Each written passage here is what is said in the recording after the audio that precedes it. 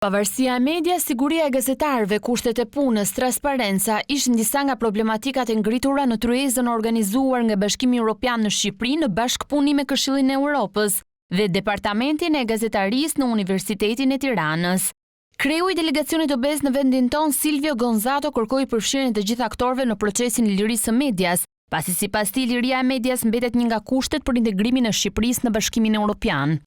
Siç e dim, Shqipëria ka marrë përsipër të përmbush kriteret për negociatat dhe hyrje në BE në mënyrë ambicioze për një kohë shumë të shkurtër në 2027, ndaj nuk kemi kohë të humbasim.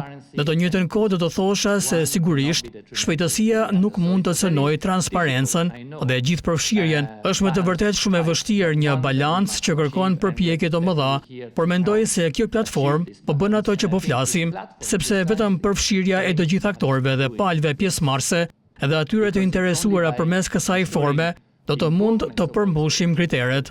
Edhe kryesuesja e zyrës së Këshillit të Europës në Tiranë kërkoi angazhimin të gjithë palëve për integrimin e Shqipërisë në Bashkimin Evropian. Këto janë të gjitha çështje shumë komplekse dhe kërkojnë angazhim të vazhdueshëm.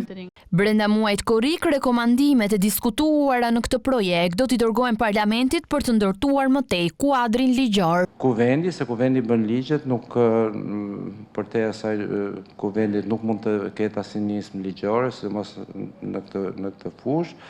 Do t'i shndroj në po themi në ndryshime ligjore. Gjatë periudhës janar-qershor 2025, aktor nga media, qeveria dhe shoqëria civile janë angazhuar në 9 takime tematike duke diskutuar dhe propozuar rekomandime konkrete për përmirësimin e mjedisit mediatik në Shqipëri, në përputhje me standardet europiane dhe në funksion të procesit të integrimit.